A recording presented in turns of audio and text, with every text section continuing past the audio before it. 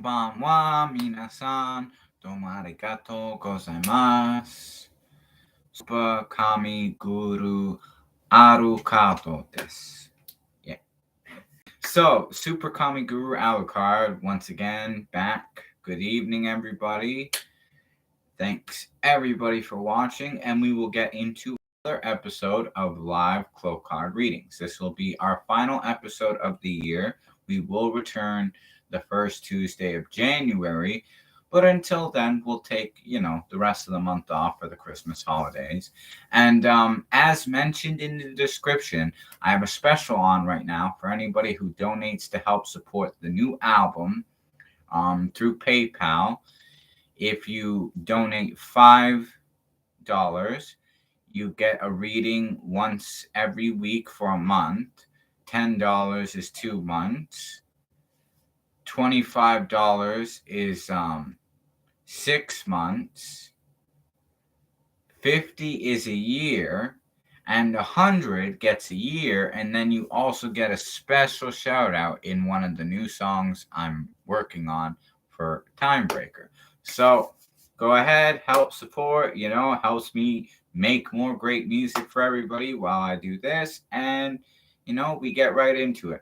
Also, for anybody who would like to listen to more of my music consistently but isn't sure how to find all of it, in the description there is also a playlist of all songs to date as Super Kami Guru Alucard and as my side project band, the S.O.S Brigade. And before we get into it, I will also mention that the guitar player from the S.O.S Brigade Quartet today when I was out for a walk, and he said he still wants to do the blues album. Apparently, he's moving just a couple blocks down the street. So in the future, he would want to get into recording another album. So good news, S.O.S Brigade Quartet fans, there might be another album. I still got to talk to him and see if Byron's still going to be in the picture and, the rest of the people who were involved. As for Timebreaker, still working on that.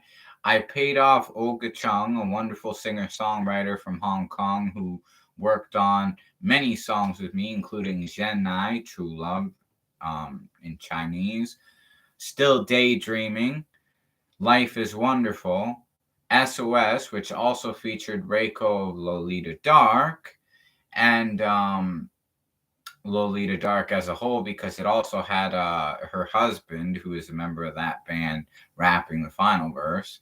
And then she also did Where Are We At, which was one of the most popular songs on the S.O.S Brigade Quartet's debut album.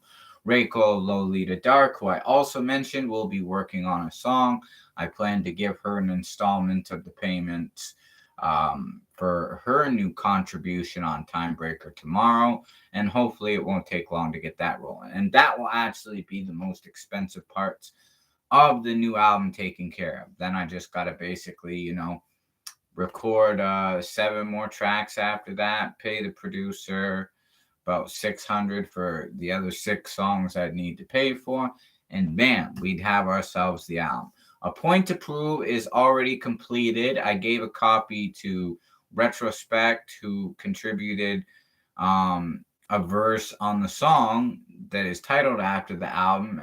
Hopefully he'll get a chance to review the rough copy of the album, tells me what he thinks, and that will also be released next year along with Timebreaker. And if everything goes well with the S.O.S Brigade Quartet, possibly we might have another album of theirs to look forward to next year.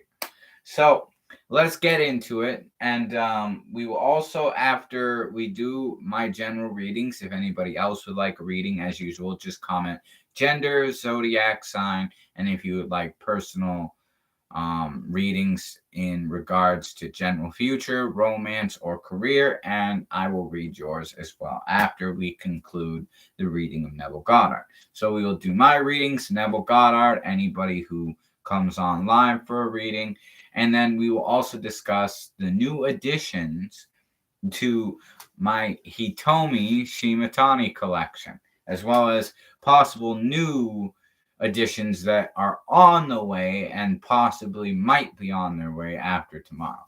So let's get into it. All great Clow cards of Kurorido, using the power of the sun, the moon, and the stars, reveal to me what message you have for my general future. Using the infinite intelligence of universal consciousness, what does the next year hold? This. The sand, the create, the big, the bubbles, and the sword. The twin, the windy, the maze, the thunder, and the flower. All right, so I have drawn my 10 cards. I will show all of them to you so that you can see that when I do these readings, I'm not just picking random cards or saying they're cards that they're not, just in case anybody was unsure. The first one is the sand card, which indicates that this year has been a difficult journey, and that's very true. The create card indicates that I'm creating new things and creating good things moving forward into the new year. The big card indicates that big things are going to be happening next year, which is really good. The bubbles indicates feeling bubbly, feeling very friendly with new people I'm meeting. Things are bubbling up to the surface that were, maybe buried deep for a while. The sword card indicates that it is kind of like I'm fighting for what I really want more than ever now, which is very true. But the sword card kind of indicates that I'm taking hold of the wheel and really driving the course moving forward. So that's absolutely all good things. The next 5 cards, which I will show you, because the big, the bubbles, as I mentioned, and the sword. So that's the first 5 cards. The second 5 cards of the general future are the twin, which oddly enough, I'm a Gemini. It also indicates in the future there will be a conflict of many things. Divided in 2 is the energy I'm picking up from that.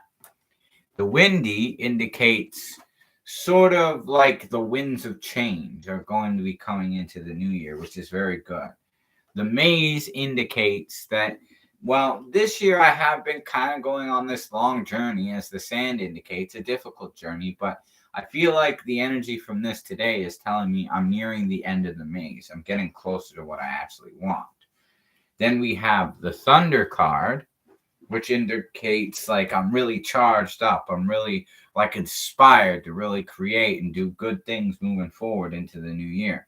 And the flower card, which is very good for manifestation, indicates flowers in bloom, time of harvest, reaping what I sow. So very good positive cards for the general future into the new year coming up.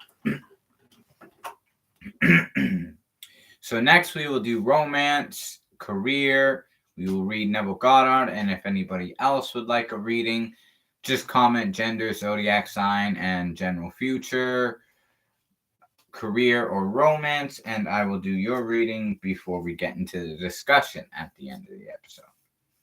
All right, so all great Clow cards of Kurorido, using the power of the sun, the moon, and the stars, reveal to me what message you have for my romantic situation this time. Release, the light, the dash, the through, the hope, and the illusion. All right, so the light indicates things are really going to be shining at their brightest soon. The dash indicates that it's going to be happening fast. The through indicates that everything that I've been going through is leading up to further development with this particular romance. The hope indicates there is love, but there is also this hope that has kept me going this whole time. That the hope really is the empowerment, because if you didn't have hope for it, you would have no motivation or will to move towards it. The illusion indicates that things are not as they seem, but not in a bad way. The energy I'm picking up from the illusion card tonight is that, well, it's saying that things are actually going better than I might have first perceived them to be. So, yeah, I will show that because I showed the light card. So, the dash, the through, the hope, and the illusion. So, and of course, the light, which I already showed you. And that is the romantic cards. Now we will get into career. Oh, great Clow cards, Akurorido, using the power of the sun, the moon, and the stars. What information do you have moving forward with my career into the new year? Release. The move, the silent, the shield, the glow, and the wave. Ooh. That's a powerful reading here. All right, so first we got the move card, which indicates movement, moving towards it. Something really good as a result of this is actually starting to pay off. I am moving in the right indicated direction, is what the energy is telling me with that. The silent card indicates that like silence will be broken, that things have been unsaid for a while, but now they're going to start to be said. That's the energy I'm picking up on. Hence the moving of the silence. It's moving away. Things are finally going to come to light. Just as the last card in the romantic reading was saying. The shield indicates keeping my guard up, being cautious as I move forward with development into my career, which I could relate to that with a lot of these Bob Proctor people wanting 10 grand to coach me. The glow card indicates like things are really starting to light up. New opportunities are glowing, and I should recognize sort of the energy of different people that I come in contact with from the vibes they give off. If they glow a certain way, I will perhaps be drawn towards them, which will help develop my career. And then the wave indicates going with the flow. The wave is basically saying, which of course, the silent, the shield, the glow, all of these together combined with the wave is indicating going with the flow, leading into more of a positive sort of path. It's like when you go up the river, it's very difficult to paddle upstream, as they say, or sometimes you get stuck in like the rapids or the whirlpool. But in this case, it's kind of the advice that you got to go with the waves, you got to go with the flow, and just let things lead you to your specific destination. And in time, you'll get there. So, very positive reading. And that, of course, ties us into my 3 readings for the evening.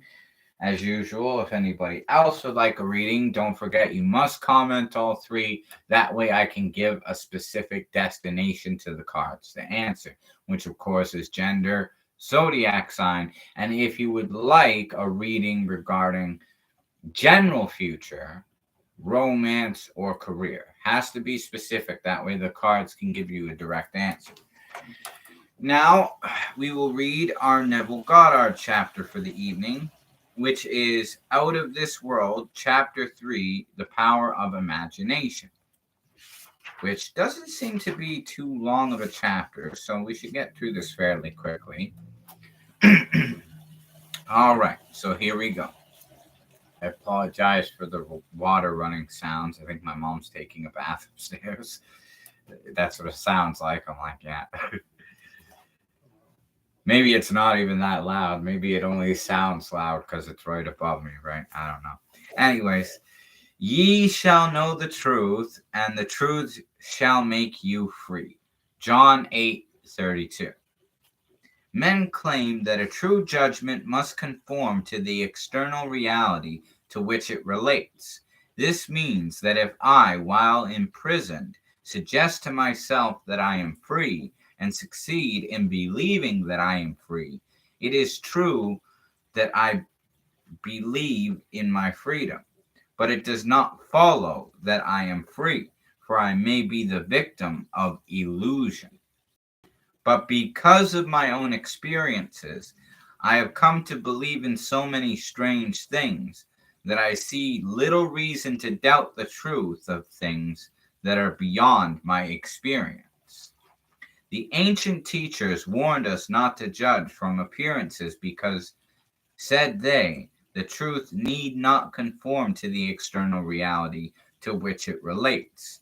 They claimed that we bore false witness if we imagined evil against another, that no matter how real our belief appears to be, how truly it conforms to the external reality to which it relates, if it does not make free the one of whom we hold the belief, it is untrue and therefore a false judgment. We are called upon to deny the evidence of our senses and to imagine as true of our neighbor that which makes him free. Ye shall know the truth, and the truth shall make you free. To know the truth of our neighbor, we must assume that he is already that which he desires to be. Any concept we hold of another that is short of his fulfilled desire will not make him free, and therefore cannot be the truth. Instead of learning my craft in schools, where attending courses and seminars is considered a substitute for self acquired knowledge, my schooling was devoted almost exclusively to the power of imagination. I sat for hours imagining myself to be other than that which my reason and my senses dictated, until the imagined states were vivid as reality, so vivid that passers by became a part of my imagination and acted as I would have them. By the power of imagination, my fantasy led theirs and dictated to them their behavior and the discourse they held together, while I was identified with my imagined state. Man's imagination is the man himself, and the world as imagination sees it is the real world. But it is our duty to imagine all that is lovely and of good report. The Lord seeth not as man seeth, for man looketh upon the outward appearance, but the Lord looketh upon the heart. As a man thinketh in his heart, so is he. In meditation, when the brain grows luminous, I find my imagination endowed with the magnetic power to attract to me whatsoever I desire. Desire is the power imagination uses to fashion life about me as I fashion it within myself.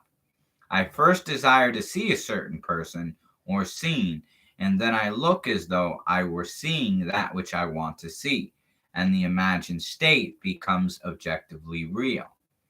I desire to hear, and then I listen as though I were hearing, and the imagined voice speaks that which I dictate as though it had initiated the message.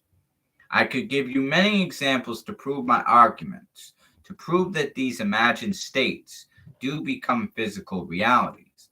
But I know that my examples will awaken in all who have not met the like or who are not inclined towards my arguments a most natural incredulity. Nevertheless, experience has convinced me of the truth of the statement, He calleth those things which be not as though they were. Romans 4:17. For I have an intense imagination, and meditation is what I use to call things that were not seen as though they were, and the unseen not only became seen, but eventually became physical realities. By this method, first desiring and then imagining that we are experiencing that which we desire to experience, we can mold the future in harmony with our desire. But let us follow the advice of the prophet and think only the lovely and the good, for the imagination waits on us as indifferently and as swiftly when our nature is evil as when it is good. From us spring forth good and evil.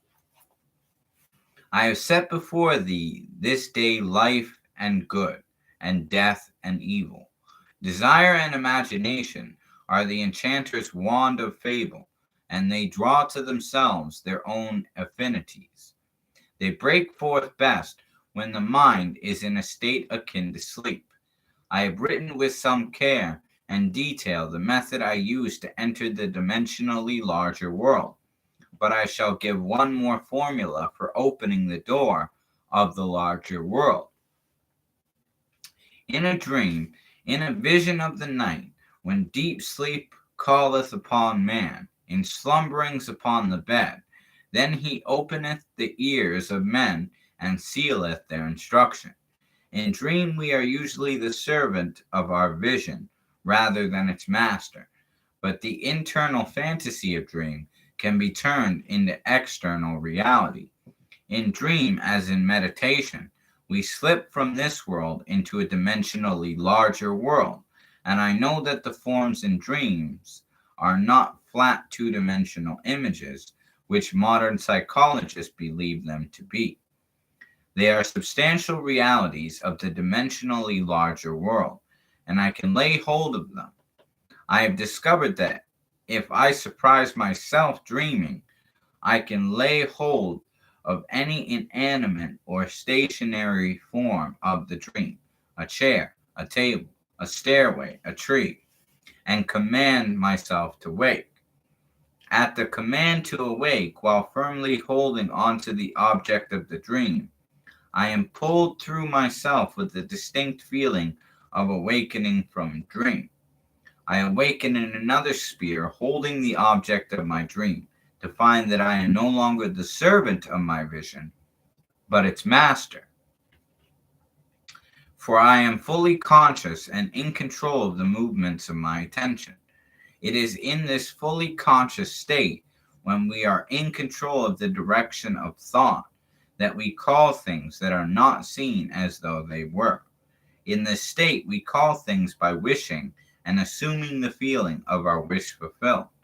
Unlike the world of three dimensions, where there is an interval between our assumption and its fulfillment, in the dimensionally larger world, there is an immediate realization of our assumption. The external reality instantly mirrors our assumption. Here, there is no need to wait 4 months till harvest. We look again as though we saw, and lo and behold, the fields are already white to harvest.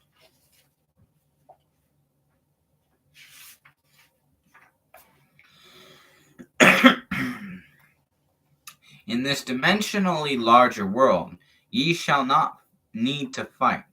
Set yourselves, stand ye still, and see the salvation of the Lord with you. And because that greater world is slowly passing through our three-dimensional world, we can, by the power of imagination, mold our world in harmony with our desire. Look as though you saw, listen as though you heard, stretch forth your imaginary hand as though you touched, and your assumptions will harden into facts. To those who believe that a true judgment must conform to external reality to which it relates, this will be foolishness and a stumbling block. But I preach and practice the fixing in consciousness of that which man desires to realize. Experience convinces me that fixed attitudes of mind which do not conform to the external reality to which they relate and are therefore called imaginary, things which are not, will nevertheless bring to naught things that are. I do not wish to write a book of wonders, but rather to turn man's mind back to the one and only reality that the ancient teachers worshipped as God. All that was said of God was in reality said of man's consciousness. So we may say that according as it is written, he that glorify, let him glory in his own consciousness. No man needs help to direct him in the application of this law of consciousness. I am is the self definition of the absolute, the root of which everything prowls. I am the vine. What is your answer to the eternal question? Who am I? Your answer determines that part you play in the world's drama. Your answer, that is, your concept of self, need not conform the external reality to which it relates. This great truth is revealed in the statement, let the weak say, I am strong. Look back over the good resolutions with which many past New Years are encumbered. They lived a little while and then they died. Why? Because they were severed from their root. Assume that you are that which you want to be. Experience in imagination what you would experience in the flesh were you already that which you want to be. Remain faithful to your assumption so that you define yourself as that which you have assumed. Things have no life if they are severed from their roots, and our consciousness, our I amness, is the root of all that springs in our world. If ye not believe that I am he, ye shall die in your sins. John 8:24. That is, if I do not believe that I am already that which I desire to be, then I remain as I am and die in my present concept of self. There is no power outside of the consciousness of man to resurrect and make alive that which man desires to experience. That man who is accustomed to call up at will whatever images he pleases will be, by virtue of the power of his imagination, master of his fate. I am the resurrection and the life. He that believeth in me, though he were dead, yet shall he live. Ye shall know the truth, and the truth shall make you free. So that concludes our chapter. Since there's nobody else who has put in a reading for fortune telling tonight, we will just discuss briefly the new additions to my collection. So I received these two CDs yesterday, which is Itoshi Shimatani's Poinsettia and Winter Memories in the Japanese translation. Really good. I actually was listening to it today. There's some great songs. The seventh track is kind of like a more Christmassy, smoother, laid back version of her single, The Maiden with Flaxen Hair, which I also have an autographed vinyl of that, which is great. My personal favorite track on the record was Pearl and Snow. Really beautiful, upbeat, kind of funky, groovy track. It was really good.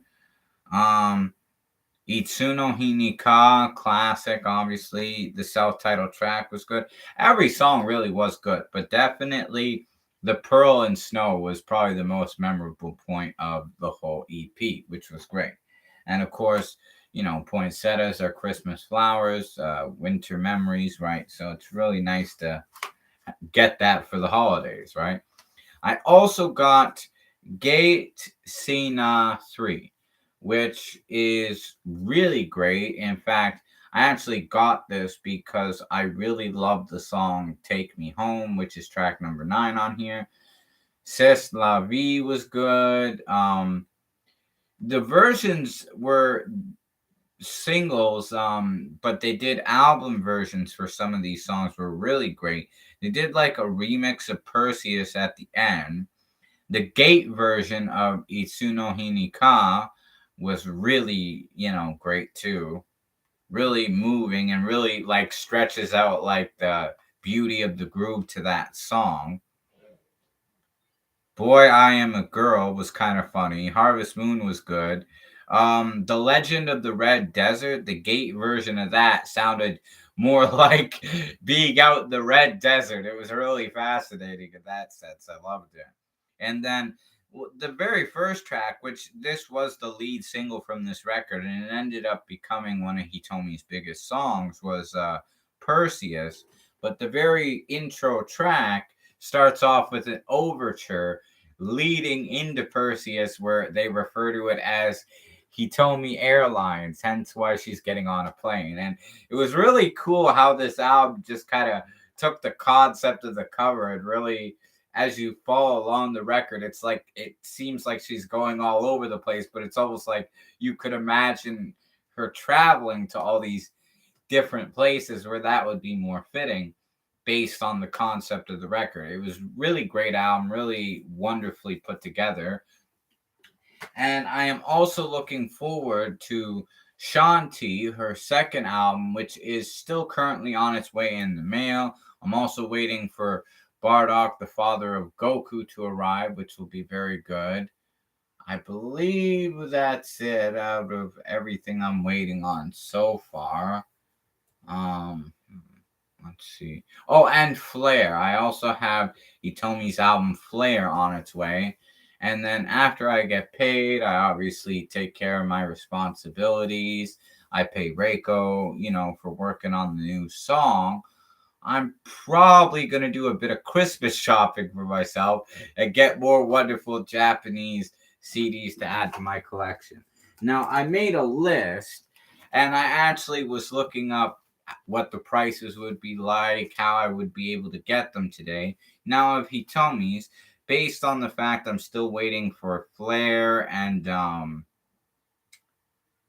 Shanti to come in, I would basically be seeking to get Jusan Hino Christmas, which means 13 days till Christmas or Christmas in December, depending on how you're reading the characters of that. Brilliant, To the Heart, Crossover, Misty, Today Somewhere in Tokyo, Prima Rosa, Heart and Symphony, and Remembrance plus Love Letter. So that would be the ones of Hitomi's that I still need to get. I'm probably tempted to get Remembrance plus Love Letter and Jusan Hino Christmas because, the holiday season. And that would be another two of the ones I'd want to get. And then I would just have 1, 2, 3, 4, 5, 6, 7. 7 more to get to complete her entire collection. And then with other Japanese songs, I was making a list of other albums I would actually want as well. I would definitely want to get Bui Iki Kaesu by Maximum the Hormone, For You by Tatsuro Yamashita, Strip Me by Anna Tsuchiya. Her first album, really great. It's got a lot of the songs from the anime Nana on that. Tasogare by Mayamane, which is a great album. Really great. I love that record. I remember listening to that in my apartment back in the day. Requiem by Maria Takeuchi, since I love variety so much. Mint Jams by Cassiopeia. And Magical by Junko Ohashi. There's also another one by Miki Matsubara. I forget the title of it, but I'm going to look it up after this broadcast and write that down as well. I actually just thought about it. I'm like, that was another one I meant to put on there.